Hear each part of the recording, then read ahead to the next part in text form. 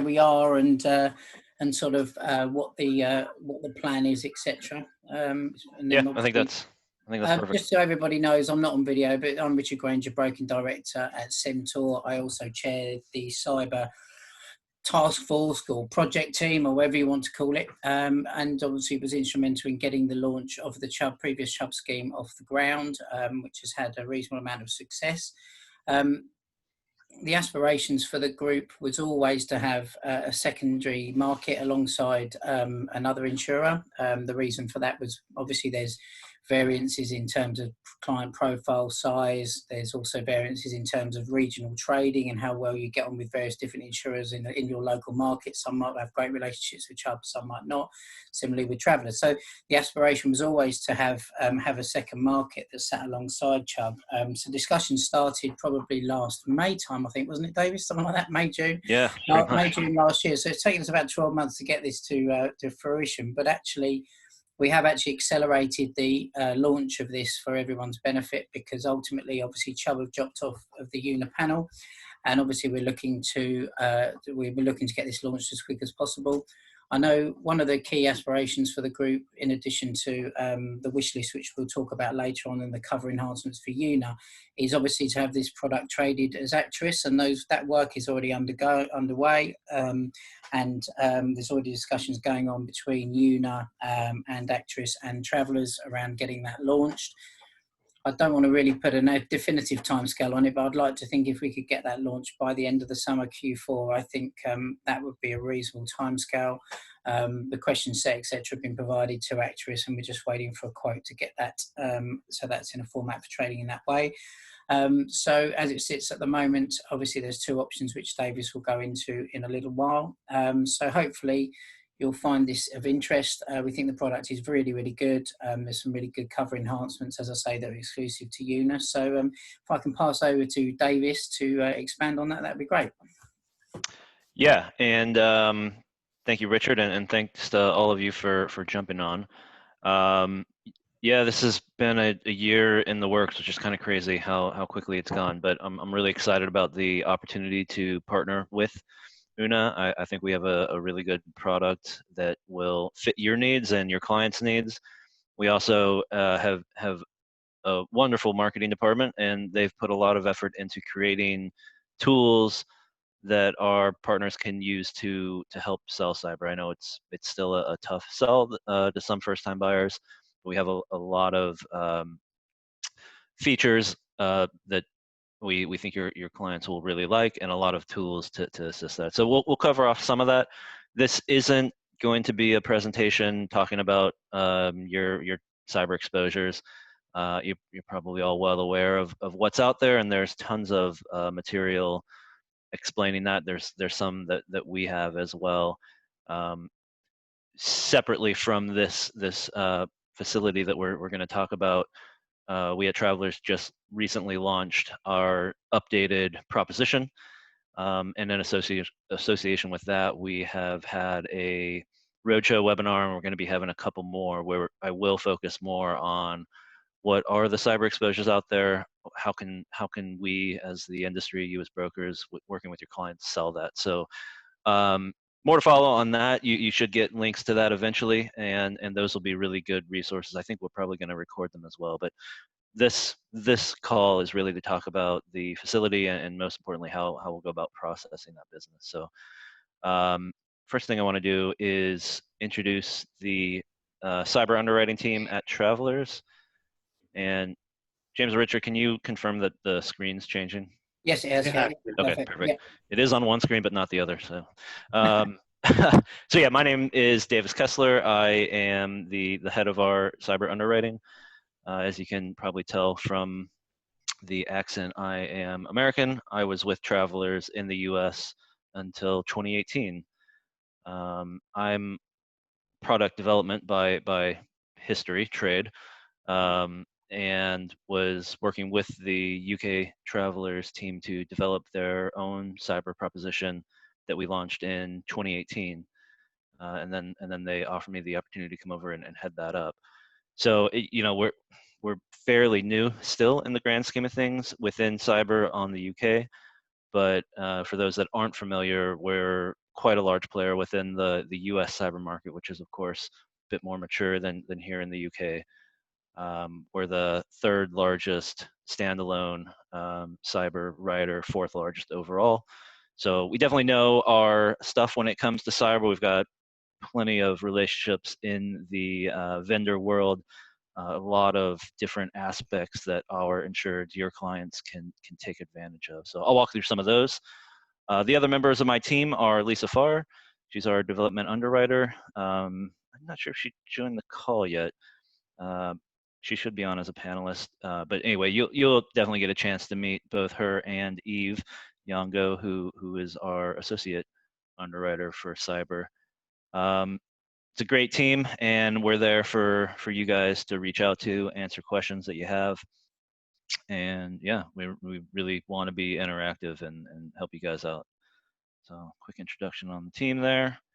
Just going to go through the highlights of the proposition. I'm not going to go through every wording aspect. We just don't have time. I think James is actually going to mention a couple things on the coverage. I'm just going to cover off a couple things first, and then I'll go into our breach response side of the proposition, and then our risk management tools that your clients will have access to. Davis, I just wanted to say at this stage, just so for everyone's benefit, those who haven't been involved in the project groups, was when we sat down as a project group some 18 months or so ago, a wish list was created around taking the best of breed from other insurers' products and making sure that we had our own unique wish list that we wanted the insurers to adhere to. So this product has very much been formed around that, and the extensions and coverage that is provided under this has been very much created from a wish list that was created by the project group initially, and it's been instrumental in putting this all together. So I just wanted to add that in just then. Yeah, definitely. So I will say our coverage in general is quite strong. We do have some unique benefits that all UNA members will receive automatically when quotes are generated through those agency agreements. So you'll get the benefits of that without having to worry about it asking for them.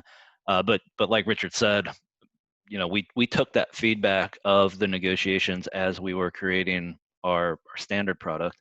And a lot of good thought went into that, a lot of good discussions with this cyber team in particular that helped shape the overall product. So like a lot of good standalone cyber products out there, we bucket our coverages into what you can consider 4 buckets. So you've got the liability side. That's of course your privacy breach, media liability, etc. Nothing drastically different from the market there. That's all pretty standardized now. Truth be told, we are retro free. That still does exist here and there. Ours is a full discovery policy. So if a first time buyer comes onto an account and they've had some sort of breach in the past that they don't know about yet, or some sort of malware that's lingering in their system, that's not going to impact coverage. The breach response is, of course, the workhorse of a cyber policy. So that's where the breach response costs, the IT forensics, the legal costs, data restoration, ever increasingly so ransom payments, that's where those will be covered off. Your crime bucket is kind of what I would call direct cyber hacking, so a computer fraud. So if somebody directly gets into a system and transfers money around or changes a routing number on a payroll system for something like that. Of course, the more often way that this comes into play is on the social engineering fraud side. So that's where that will be found. And then the business interruption or business loss bucket, which covers the income loss due to a cyber event, essentially reputational harm and the like. Just a couple of these. I'm not sure who was familiar with our previous version. We've made a number of enhancements, as I mentioned, and some of the key ones in terms of coverages are on the screen. So we have four brand new coverages, and then a number of enhancements to our business interruption side. In terms of new coverages, Betterment is one that I'm particularly excited about. This is one we did launch in the US last year, and it has been used quite a bit and well received. So our Betterment coverage is a bit different from, I think, what you've seen in the market, what Chubb had called Betterment in their form. Many cyber policies would cover betterment as if a type of software, for example, gets damaged, and in the course of restoring that or restoring data, you need to upgrade to a newer version of a piece of software, the policy would get that newer version for you. It wouldn't require that you revert back to a version of a software that's unsupported, for example. Our betterment coverage, well, we can certainly do what I just mentioned, but the feature I really like about ours is we'll actually go ahead and help our insureds put into place or buy software that's entirely new to them, if that piece of software, security software or hardware, would have helped prevent the breach in the first place. So this is a post-breach benefit. But if there has been an event and the IT forensics firm that's involved, for example, goes in and says, you know what, if you had blank piece of hardware or software installed, maybe a intrusion detection system or something of that nature, if that would have helped prevent the breach in the first place or will help minimize or mitigate a future event from happening later on, the policy will actually help pay towards that. So that is, I think, like I said, a well-received and frequently used feature since we've launched it about a year ago now in the US. Social engineering fraud, we used to have that as an endorsement. You know, personally, I think it's a crime cover, but the cyber market has spoken. It is now found in numerous cyber policies, so we took heed and are including that as standard now. We do have ability to go up to 250K on social engineering fraud, but to go beyond 100K, we will ask that a supplemental questionnaire be answered. It's not terribly onerous. I think it's 8 questions, but yeah, there's no real crime questions around the statement of fact to get the standard crime coverage, but to go up to 250K, we will ask for a bit more. Vendor and client payment fraud is sometimes referred to as reverse social engineering. So this is where the insured's client or vendor, as the name suggests, is the party that gets duped and sends money or a product that was supposed to go to the insured, but they end up sending it to the fraudster. The key here is there does have to be a privacy breach involved or a security breach at the insured's level. So, for example, if your client's email account gets hacked and the fraudster uses that information to go off and dupe one of your client's clients, that will trigger the policy. But if that client has been the source of the breach and then they get duped because of their own breach, even if it was your client that was the one being impersonated, we didn't feel that would be right to cover because it's not your client's fault. They shouldn't have to pay in that situation. Yeah, so that is, it's not unique to our policy. There are a couple out there that have that, but it is not a, I would call, common place coverage in the cyber market. And then we've introduced reputational harm, kind of the same thing. It's not absolutely unique to our policy, but it is a benefit that is creeping into cyber policies. Reputational harm will come in and cover business income loss if there has been a privacy breach or a security breach that impacts the insured's reputation, as the name suggests. So if you have a privacy breach and news of that leaks and some of your customers decide to stay away out of fear of their own information being breached and misused, and as a result, you suffer damage to your income stream, that's where that insuring clause will step in. So it functions very much like what I'll call typical cyber business interruption, but it doesn't require a computer system go down, essentially. With respect to your more standard business interruption, that is a computer impact relation, we've added a prong for system failure. That is actually very much like the Chubb version that you were familiar with before. We've also added a prong for voluntary shutdown. So if an attack is in progress and the insured's IT department or outside vendor, whoever it may be, says we should shut our systems down to stop the bleeding, so to speak, and prevent further damage from happening or further information from being leaked, we will consider that voluntary shutdown to trigger the business interruption coverage. Next one on there, bricked equipment. We're actually calling that non-functional equipment in the policy, but essentially what this coverage says is if the cyber event causes a computer to be physically inoperable or damaged, that number one, that physical component will be covered as well. So there's a bit of ancillary property coverage here.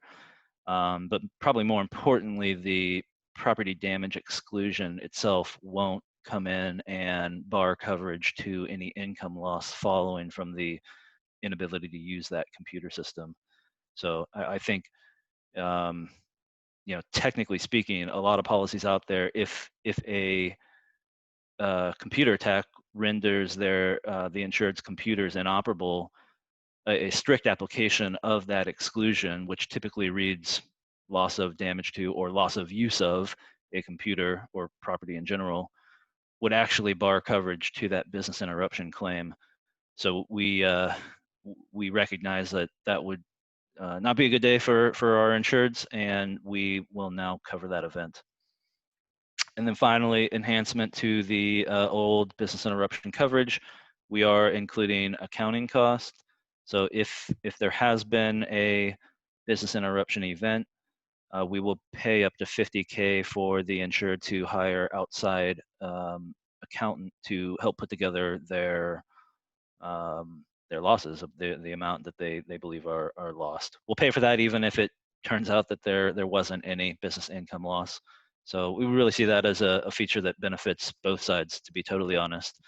Yeah, it chips in the money for our insureds to go bolster their claim to business interruption, but we feel that getting that outside party really helps the presentation of that and makes the future dealings with the claim department just that much more smooth and blanking on the word I want to use, but you get the idea. It just helps things go along quicker. Another key feature that we are offering to our new product and will be available to you guys is waiving the excess for breach response costs for any firm under 50 million, so long as notification of the event is given to our claim department within 72 hours of discovery. And the reason for that, again, is we feel that's very mutually beneficial. The quicker that, and you know this already, but the quicker you react to a cyber event, the better your chances of a full recovery, a quicker recovery, and studies show that it will lower, in some cases, not all, but in some cases it will reduce the amount of loss. So we're definitely willing to waive the excess if that quick notification is given, and I certainly hope 72 hours after discovery isn't terribly onerous. Moving on to the specific enhancements to UNA members, our standard wait period for the business interruption covers, whatever the trigger may be, a typical cyber attack or a system failure or a voluntary shutdown, is 12 hours. We've reduced that to 8 hours for all UNA members. And then on the back end, we've lengthened the time that business interruption can be paid from 120 days to 180 days. We do have in our standard product an exclusion for claims made in U.S. jurisdictions. It doesn't exclude all loss in U.S. If a U.S.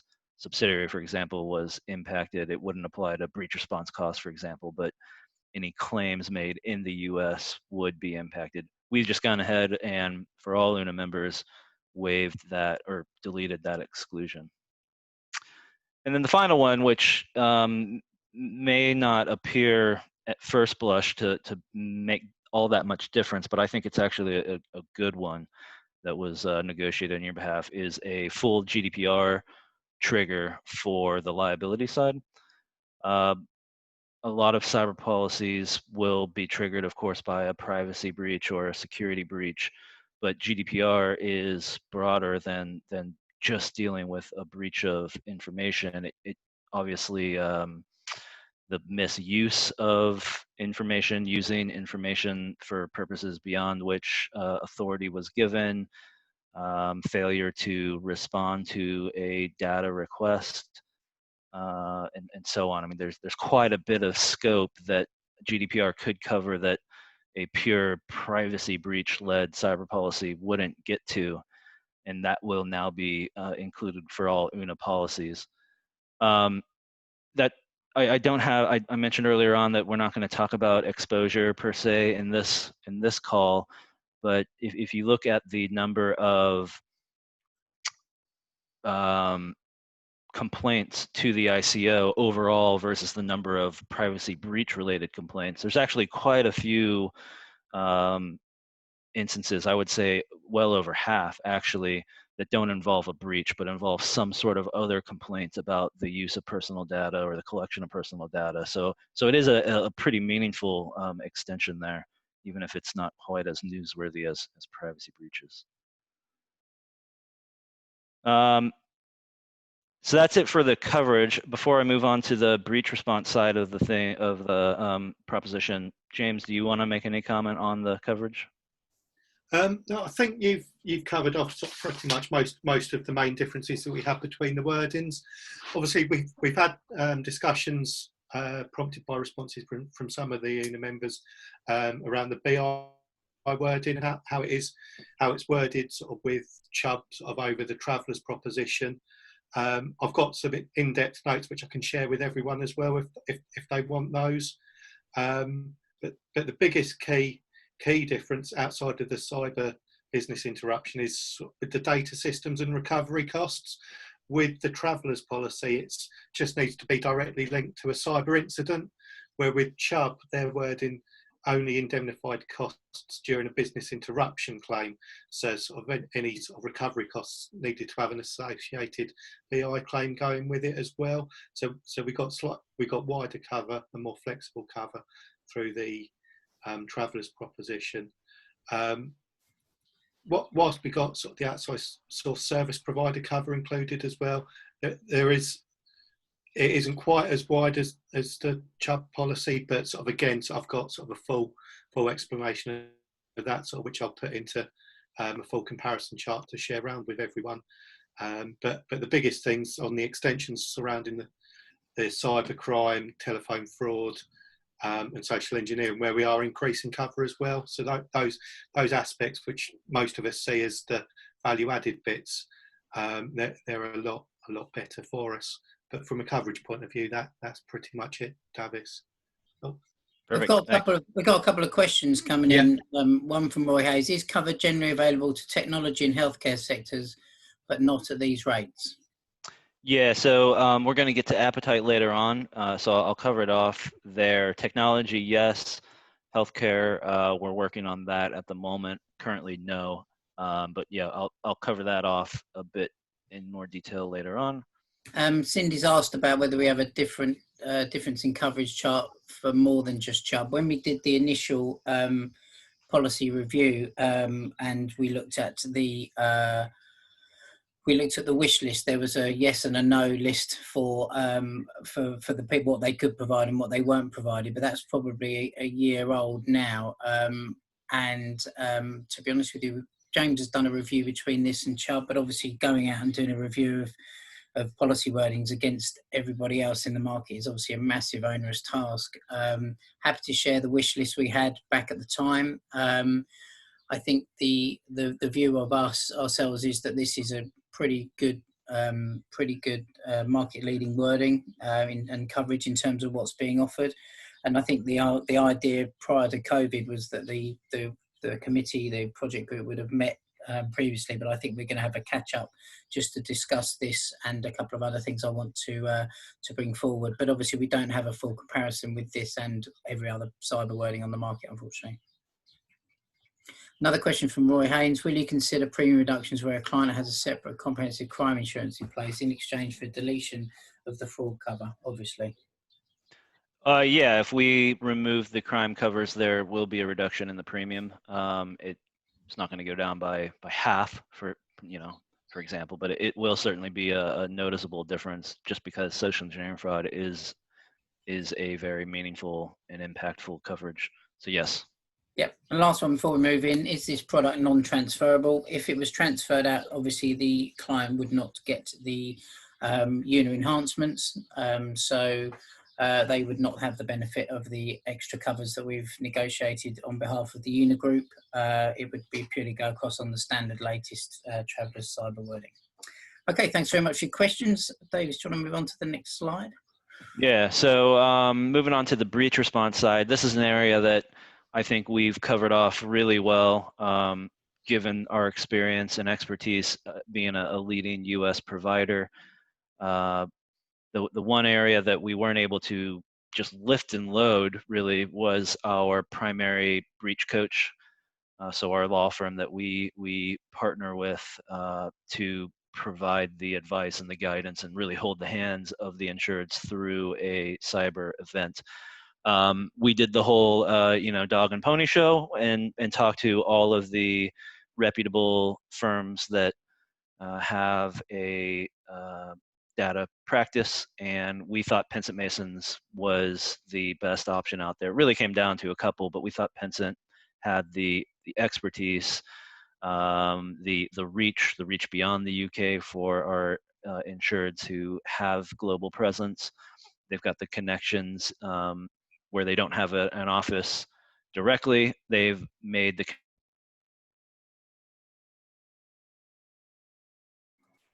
Oh, Davis, you've cut out. Oh. Can everyone? No, We've lost the audio for Davis. Can you see me? Can you read lips? Oh, there you go. Oh, we can hear you now. That's it. You're back. Okay. Yeah, apologies for that. So you were just saying about the offices where they don't have offices. You got to that bit. Okay. Yeah. So where they don't have offices, and they do have offices throughout the world, but if there is an impact in a country, a subsidiary, or notification requirement in a country where they don't have an office, they have a very robust network of partners that they use. So you can rest assured that your clients, from just strictly UK-based SMEs to larger global firms, will be more than adequately served by Pinsent Masons. So they're kind of the face of our breach response, the first ones that our insureds will be in contact with, and there is a free of charge 30-minute consultation with Pinsent. If the insured thinks there's a breach, we have a 24/7 hotline that they can get in touch with Pinsent Masons. In terms of SLA agreements, for example, we make the promise of having the initial triage call between our claim team, our insured, and the broker, if so desired, and Pinsent Masons within 2 hours during working hours and within 4 hours outside of working hours. It's usually quicker than that, but it is, I think, a very robust SLA. In terms of the other partners that we have on our vendor panel, again, we had the benefit of using relationships that we already had strongly in place through our US operations. A lot of those firms, obviously recognizable firms for those familiar with the space, like Kivu and Kroll, Symantec, that are located here as well. We didn't even really have to go out and find them. They already existed. So we have, I think it's over 25 at this point vendors on our panel.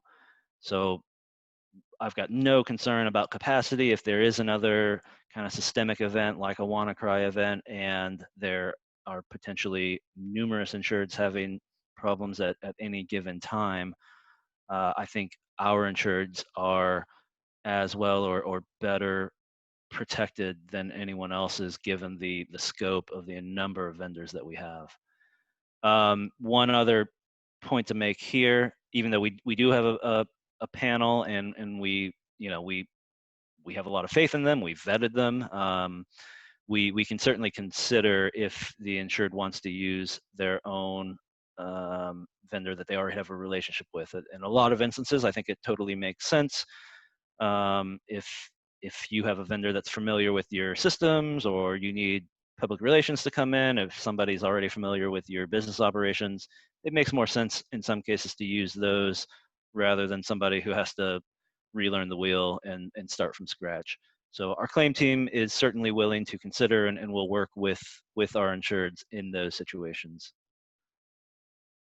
We got a question on the 30 minutes. So really, I mean, yeah, we have 30 minutes free. What happens after the 30 minutes? Well, frankly, that's on Traveler's dime now that we've waived the excess. So so long as you're within the 72-hour notification, and for SMEs under 50 million, yeah, anything over 30 minutes, once Pinsent Masons starts the billables clock, is covered, and that's covered from first pound up now. So hopefully for a lot of your insureds, that's a really nice benefit, that they don't have to be concerned about that time.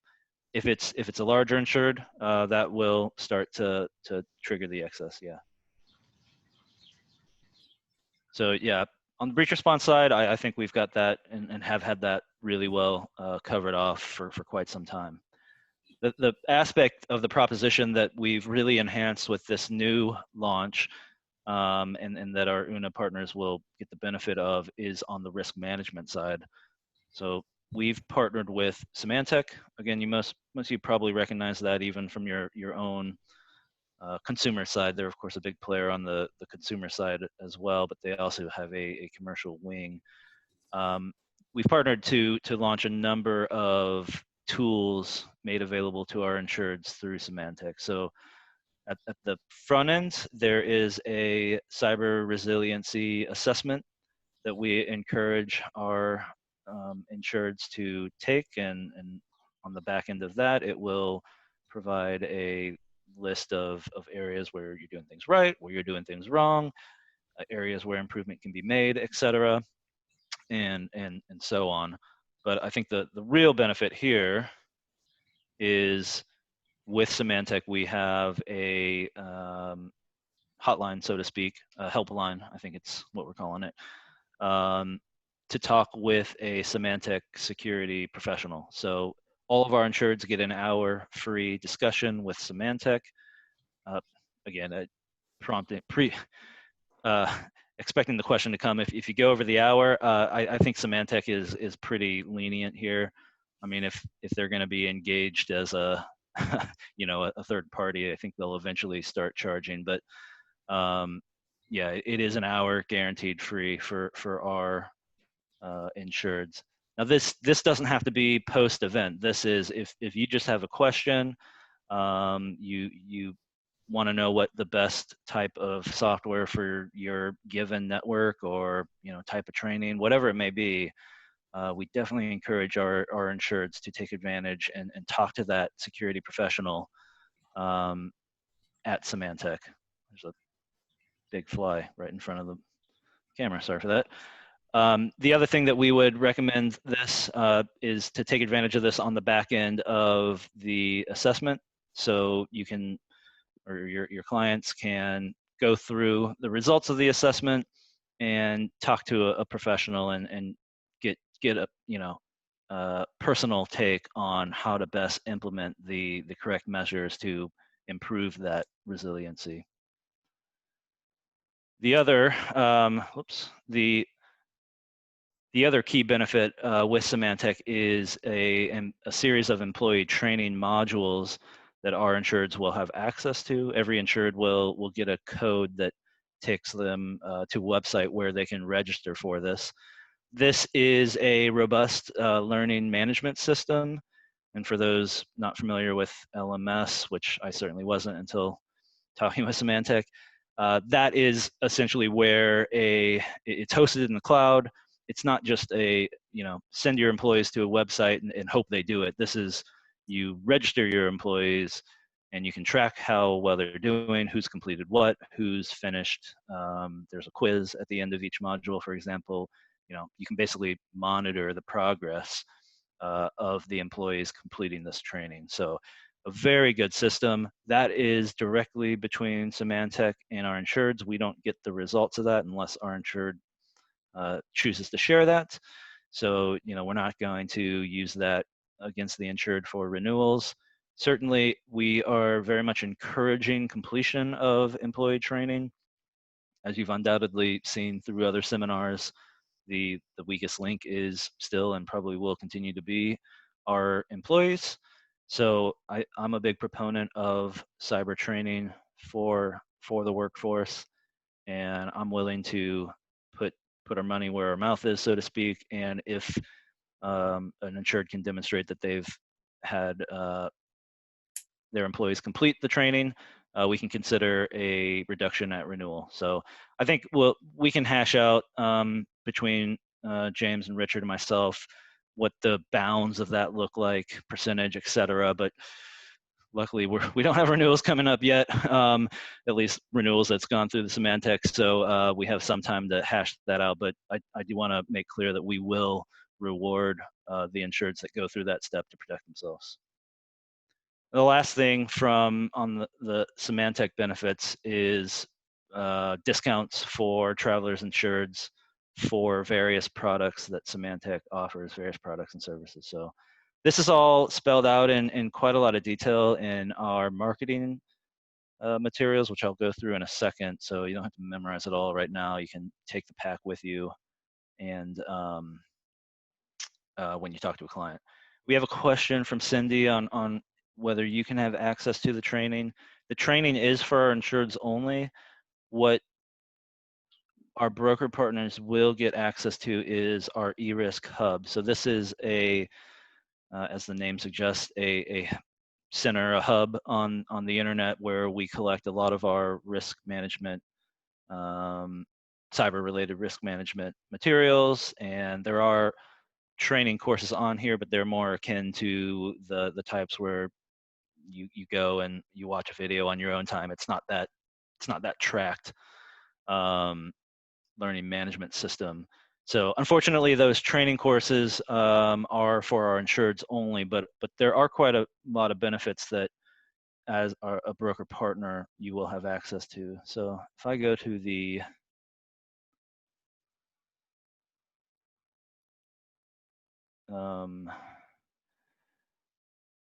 so you'll get a code, and again, I can send in the materials that go out the registration code for our broker partners to get into our eRisk hub. And I trust you guys can see this on my screen now, the website. James, can you see it? Yeah. Okay. There's a lot of really useful information here that even as a broker, I think you can take advantage of.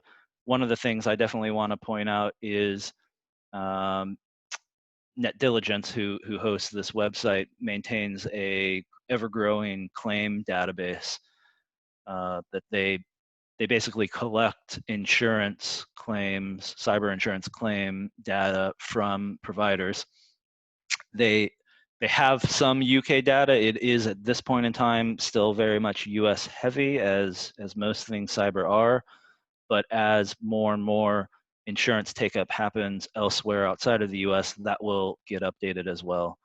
But yeah, so you can sort by country, but I think the real benefit here is just getting a sense of, what types of firms have been hit, what's hitting them, and then, really importantly, how much are they paying out? How's that getting broken down? So, you can pick by business sector, sort by that. You can sort by revenue size, turnover size. I think overall there's over close to 1,500 claim examples in here. I just went into manufacturing, for example. We've got 171. Again, you can sort by different size of firms and click into each one. So here it will show you the total amount of that particular claim, a brief description of the type of loss, but you can actually click into each scenario and get a bit more information. Some of them have more information than others. This one, not a tremendously long explanation of what happened, but you can take a hint from this one, it was social engineering fraud. But I think the real benefit here is seeing how the loss totals broke down. So you've got your retention there. This one paid 50,000 in forensics. This one actually did have some notification involved, breach coach cost, other, which I'm guessing in this case was the funds transfer fraud that happened. And so you get a breakdown. There's business interruption loss over here, fines. What it doesn't have is a spike out for ransomware. I think that's pretty obvious why they wouldn't show how much is paid on those, but it will impact the total cost, even if it is a ransomware event. So a lot of information I think that you can use to build up claim examples for your client base there. Here in the Symantec tab is where our insureds would take advantage of the offerings from Symantec. So we've got the assessment here, the hotline, so that'll get you to a phone number to call. It's a UK number that patches into the US Symantec team. The training, if you click here, sorry, my web's a little slow. So if you click into the training section, this right here is where the insured would make the request to Symantec to set up that learning management system. Again, this is a cloud-based system, so Symantec will set up a dedicated server for that particular client, and again, the client can register as many, whoever employees they feel would benefit from taking that. And again, that is wholly separate from Travelers. That's a partnership through Symantec, offered through us, of course, but between Symantec and our insureds. Also, within the eRisk Hub, you've got various information that you can make use of. I mean, we encourage our insureds to take a look. It's got examples of how claims happen, sample incident planning steps. If you don't have a disaster recovery plan or an incident response plan already, there's a lot of things here that would help your clients put that together. We've got links to our vendors, ones that are on our panel and otherwise. So yeah, there's quite a bit of good information here that I think even our broker partners can take advantage of. There is a question. So the question is, if there is a ransomware event, do we take over so the client is not involved? Yeah, in particular, if the payment is demanded in Bitcoin, which it usually is.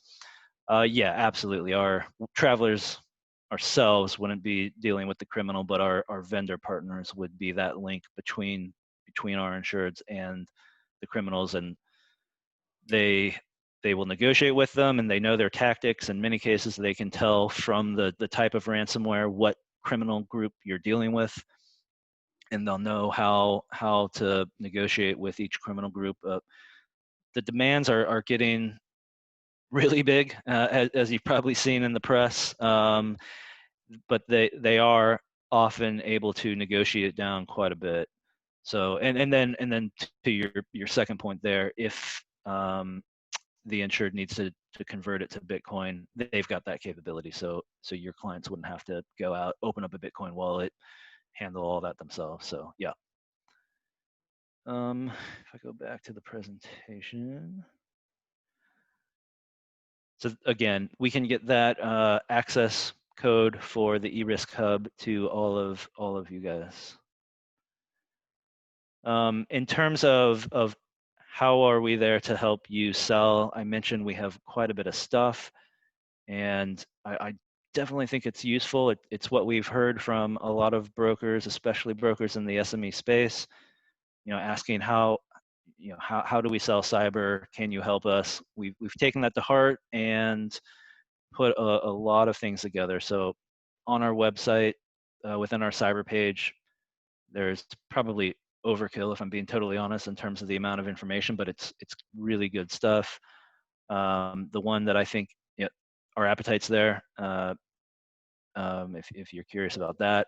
But the broker sales pack, I think, is really useful in terms of helping sell cyber. So yeah, it's lengthy overall, 25 pages. I think some of you will find certain parts of it more useful than others. So you don't need to sit in front of your clients for, you know, half hour, of course, but you can pick and choose which ones are you find most useful. So your typical policy highlights, policy fact sheet, why your clients need protection. So you know, list of reasons to buy cyber insurance, list of what the policy will cover.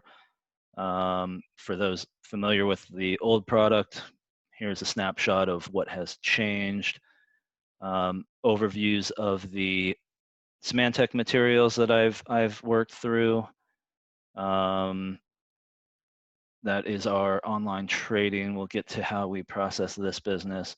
But this is a document that I find very useful. This has a breakdown of all 22 insuring clauses within the policy, gives a description of that insuring clause, a quick scenario that may trigger that insuring clause, and then how that insuring clause would respond. So I get it, cyber is a complicated product, and it's just one of many products that I know you guys need to go out there and work with your clients on. So we're trying to make it as easy as possible.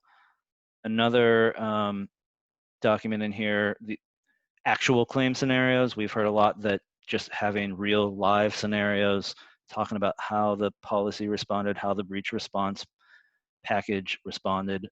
So we've got some of those as well. And for clients who really don't feel they have a cyber exposure, we've got some documentation walking through, looking at, you know, do you have customer data? Do you have employee data? Trying to get the appreciation for why a cyber policy is necessary, how it could be triggered, how our insureds or not yet insureds, how your clients could be exposed if they don't buy cyber insurance. So a lot of good stuff in that pack. I'm not going to go through every page. We just don't have the time. But definitely, if you have any questions that I haven't answered, reach out to the team. In terms of our appetite, I think it's pretty broad. The two areas that I think are biggest were already mentioned, and I'll go through those. But we've got a broad appetite for your typical Main Street businesses. So your professions, construction, manufacturing, education, et cetera. That is all well within our appetite. And those will also automatically qualify for the bounds of the scheme with Una and Travelers. What we will consider, but won't flow through that scheme automatically, are financial institutions. We have an appetite definitely for FI accounts, but we rate them differently, underwrite them a bit differently. So that would be something we can absolutely consider, but would need to go to an underwriter. Mining utilities, that's just to understand, you know, how critical are the operations? Is it, you know, what's the level of business interruption risk? It's something we can consider, but isn't going to just flow through automatically. Publishing, broadcasting, same thing, but with respect to media.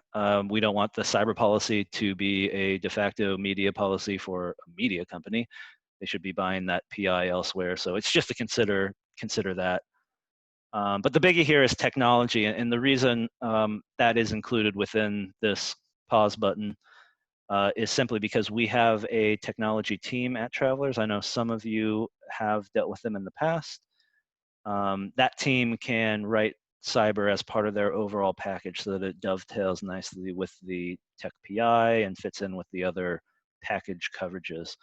So that wouldn't flow through automatically in this scheme simply because there may be a better solution for that client that we should explore.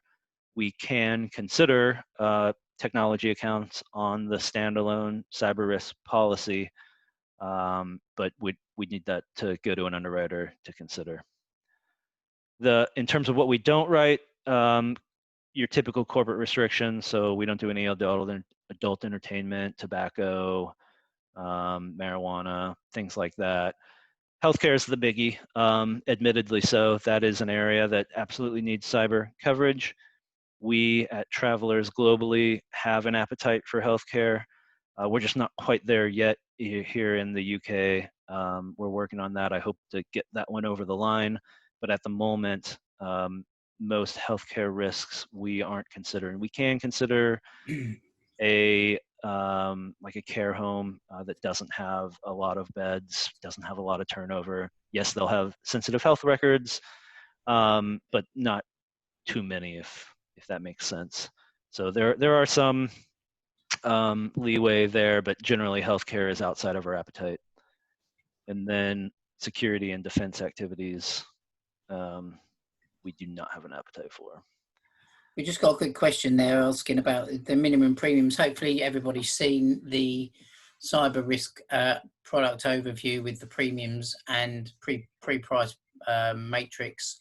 But just to give an example, the smallest premium for less than under $1 million turnover, 100,000 limit is 300 quid. So they go from 300 upwards. I think we also had a question, Davis, about increased limits. Somebody's gone, the question's gone now, but was asking whether clients are being asked more and more for a 5 million limit. Do you want to explain how you'd work if somebody wanted a 5 million limit? Yeah. And yep, so that brings us to the last portion of this, and that's just how we're going to process it. So hopefully you've seen the proposal form. We understand that it's easier for you given the low take-up ratio within cyber at the current time. Hopefully we can work together to change that. But rather than having to go get a quote before every client that you talk to, we've heard that the pricing grid is much more favorable. So this is the pricing grid. Here's the list of classes of businesses that won't automatically flow through this scheme. They would have to come to an underwriter. As we discussed, other than healthcare really, and if you have a couple fringe accounts like a marijuana related risk, we can certainly consider it. So bring that to the underwriting team, and we can have a look. But in terms of what fits within the scheme, accounts that don't fall into those classes of business, up to 50 million turnover fits within the scheme, and up to 2 million policy limits fits within the predefined pricing. We can absolutely go higher, up to 5 million policy limit, but anything above 2 would have to come to an underwriter. But I think possibly as the scheme develops, that can be something we can review as well, wouldn't it be, Davis? I think in terms of definitely. This is once it gets to maturity and we've got a decent GWP through, then higher limits would definitely be something that we could maybe review on a pre-price basis as well. But obviously, as it stands at the moment, this is a vanilla scheme, so we're trying to cover off most of the clients within the UNA sort of turnover brackets, and I think this encompasses most of those. But obviously, and outside of that, we just do it on a submission basis anyway, wouldn't we? Yeah, and I will say for the rest of the broker world, through our e-trading portal, we actually only grant up to 1 million policy limit. Otherwise, it has to go to an underwriter. So we are going beyond that for this relationship. Yeah. But yeah, so very simple pricing grid for those. Yeah, as you can see at the lowest end, 100K for a micro business, 300 quid. So we've got some highlights of the policy here as well. The statement of fact is the approach we take for risks up to 50 million turnover. So long as all of these are met and it's within those or not within the prohibited classes of business, the account will qualify for the scheme and at the premium noted on the page. What I'd ask is, certainly if you have a client that feels like it's maybe on the fringe, maybe it's a independent financial advisor and you want to know, does that fall within financial institutions? By all means, reach out to the cyber team and we can talk about whether something would be quotable. But really, we see this for these smaller accounts, for these limits up to 2 million, as low touch as possible. So again, unless you find something questionable, consider this the scheme boundaries, and get in touch with us when there is a bind order, and we will just go ahead and process that. Like I know we're about out of time. We are at the end here. The welcome letter that was sent over outlines the bounds of the scheme. So statement of fact has to be agreed, specified classes of business, the 50 million turnover, up to 2 million policy limit, pricing per the matrix. That pricing is for the standard inner limit. So 100K crime, for example. Anything beyond that, we would give an AP for. So that would be something that you'd have to come to an underwriter to get priced up. In terms of existing Chubb business, we are going to be rolling that over. We will price match so long as the account is still within the same turnover banding as it was, and so long as the pricing is within 20% of our scheme. I think most should fall in that, and there shouldn't be any issue. So we can certainly renew at the expiring for most cases. If there are any specific enhancements unique to that client, obviously that's something we'd want to take into consideration before renewing it. Let me just cover off the last 2 points here, and then I'll get to questions. In terms of processing, like I mentioned, with stuff that fits in the scheme, treat the scheme as the quote and send the bind orders to us along with the signed statement of fact. When you get that order, we will process it. We have an SLA to process requests within 48 hours of receiving it. Obviously, it shouldn't take that long if it fits within the scheme, but if we do have to underwrite it, that is our SLA. And then for anything outside of the scheme, come to one of the team members, myself, Lisa, or Eve. For 5 million policy limits or accounts over 50 million turnover, we do have a more longer proposal form. Hopefully it's not terribly onerous, but we would seek to have that completed in place of the statement of fact for those larger accounts.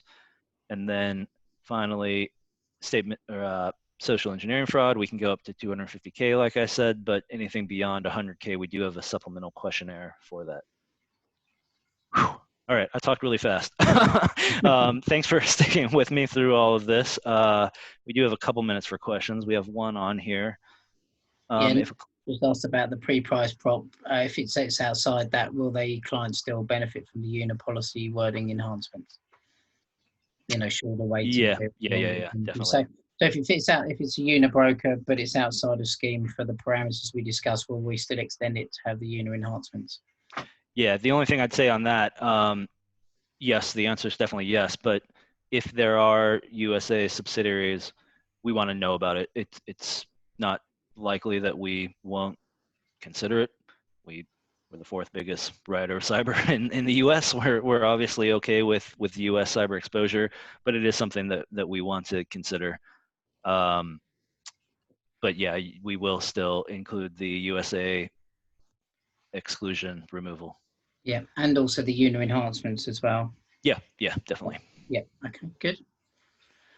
Anyone got any other questions while we're still at this stage? Obviously, is it possible for us to get a list of the attendees for today so we can send around a copy of the slides? Is that capability to do that, or? Amber, I don't know if you heard the question. I'm sure it is. I mean, we can send the slides over and then you can distribute to. Yeah, we should have a list of everyone who joined and those who didn't, who registered, so we can send the deck and the recording out to people. Okay. Yeah, and feel free to share the recording with anyone who had a conflict, wasn't able to make it. Yeah, good. Has anybody got any other questions? We've obviously answered them off as much as we go along. I think just also one of the commitments we've had from travellers is around sort of SLAs with regards to sort of third-party providers. That's all been carried off, and obviously looking at getting decisions over policy coverage as well. But also the guys are giving us a commitment that we can meet on a regular basis. So if there's suddenly a new threat that comes out in the market or new coverage that we need to cover off, you know, there's the flexibility to adapt the scheme as we go. So as we hear of anything that happens in the market or as things need to change, you know, this is not a scheme product that we're going to just leave and sit on the shelf. It will be something that will be adapted and changed as the exposures change in the market. Definitely. James, have you got anything else to add? I think we've got another question. Oh, commission. I knew that would come up.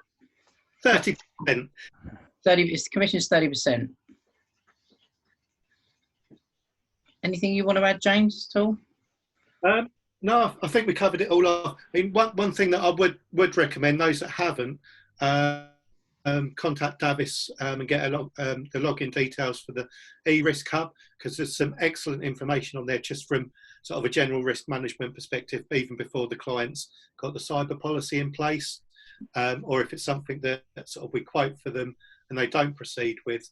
There's some excellent information on there, which covers off all trade sectors as well. So that's a really good tool for us to use. And I think it's also good to let everybody that this is good to go now. So, you know, if you're starting to have your renewal meetings or new business meetings with clients and prospects, or you've got Chubb renewals coming up, you know, this is good to go now. As I mentioned earlier on, there is aspirations to get this onto Actress in Q4 of this year. So that will help with the ease of transactions. So there'll be even less touch from the guys at Travellers. You'll be able to just put it on the system and then accept it and bind it straight away. So that will obviously make things quicker from a processing perspective as well. So anybody got anything else to add? No. Okay. Well, thanks very much. Looking forward to it. Yeah. Thanks, Richard. Thanks, James. for your participation and everybody joining today. Really appreciate it. Hope you stay safe and stay well. Oh, we got another question. Will the Actress build specific to this product, or use that? No, it'll be specific to this product. So when you're doing it from the standard question set, the cost is significant. And because obviously the proposal form is so short with Travellers, the question set will be quite small. So the idea is that hopefully this will be your go-to cyber market anyway, but the idea is that you'll be able to do a short form question set that will then allow you to bind immediately. If you start mirroring the question sets that other people are asking, it's a much more complex job and so much more costly. So we've decided to do this as a closed scheme specific to Actress, which will just have its own standard question set. All right. Okay, brilliant. All right, thank you very much, everybody. Thanks very much for your time. Stay safe. See you soon. Bye.